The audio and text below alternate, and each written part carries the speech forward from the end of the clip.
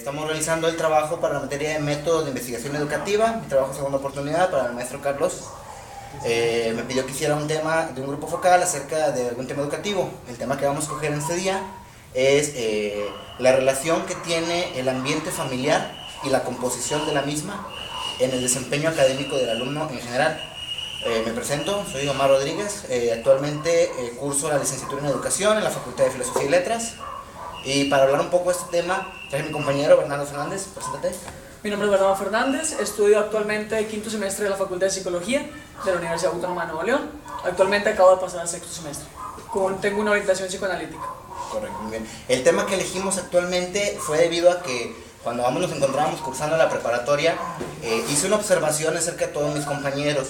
La mayoría de los que se encontraban en el grupo piloto de la preparatoria nos pudimos dar cuenta que tienen familias disfuncionales. A familias disfuncionales me estoy refiriendo a que son personas que no tienen una familia por componentes enteros. Es decir, algunos de mis compañeros tenían padres separados o incluso padres fallecidos, en los cuales yo pude ver que se mejoraba un poco el desempeño escolar. No estoy diciendo que esto sea un dogmatismo, únicamente estoy diciendo que fue un estudio de los casos de mis compañeros, puesto que vimos que mientras la composición familiar estaba un poco fracturada, ellos tenían mayor elevación en su promedio. A lo que me estoy refiriendo no es de que si tuviésemos una familia fracturada vamos a tener un mejor promedio. Lo que me refiero es que posiblemente dentro de mi teoría, no estoy afirmando nada, todo lo que se va a mencionar es a través de nuestros conocimientos adquiridos y adherido a nuestra opinión. Nada está establecido como si fuera una dogma. Mi teoría es que los compañeros del grupo piloto o progresivo, como se les conoce, la mayoría de ellos al presentar problemas en sus familias se encerraron en el mundo académico, es decir, prestaron más atención o esto les ayudó a favorecer su desempeño. Como podía ver en algunos cuantos libros de psicología, como ya lo he cursado en varias materias anteriores, mientras una familia está fracturada, hay ocasiones en las que el alumno se cierra, trata de olvidar sus problemas y se enfoca en distintos ámbitos.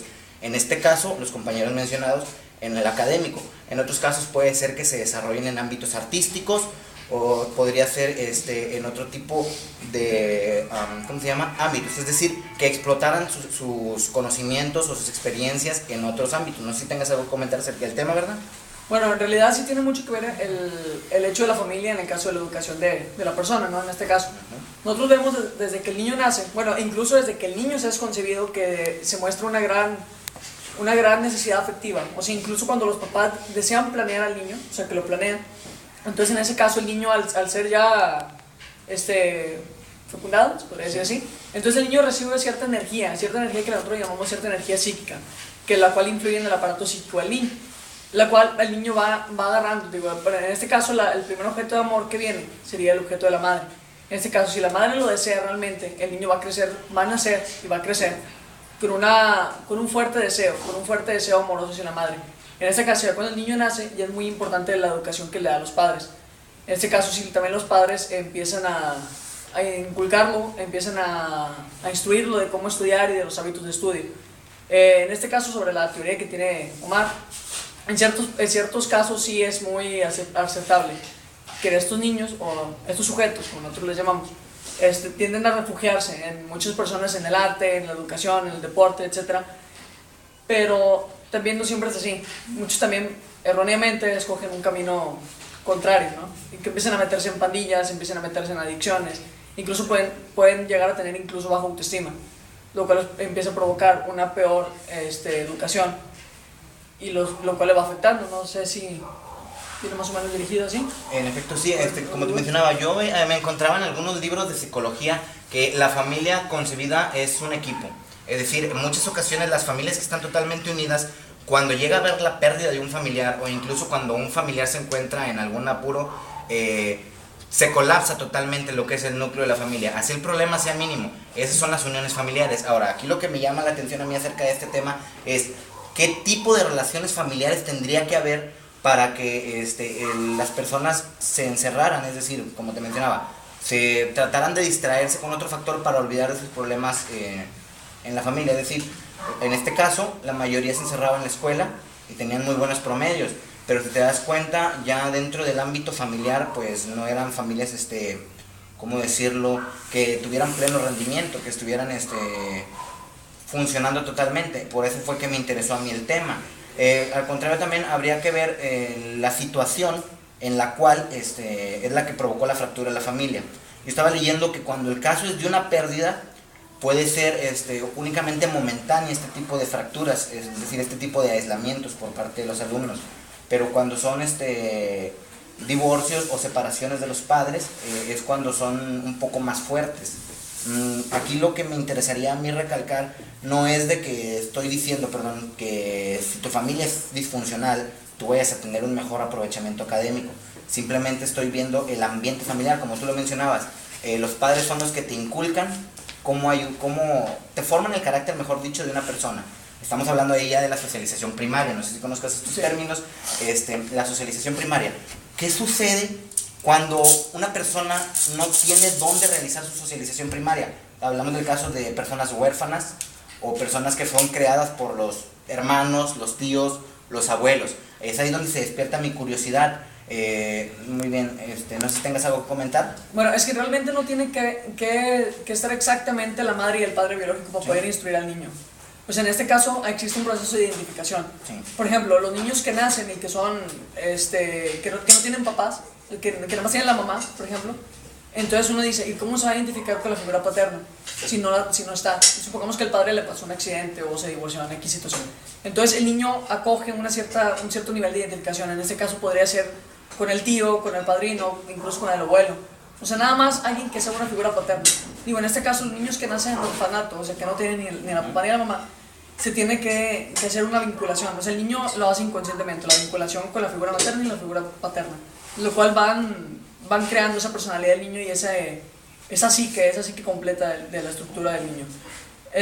También lo hablábamos de un caso, volviendo a los temas emocionales del niño. No sé si tú hayas escuchado el caso de los niños no ahorita recuerdo de qué orfanato, pero que morían porque simplemente los tenían en la cuna y les daban el biberón. Entonces se da cuenta que empezaban a morir. Entonces se habla de que es muy importante el hecho de estar, por ejemplo, dándole el biberón al niño y que la madre lo tenga en brazos. O en este caso, la persona representativa de la madre es un enfermero.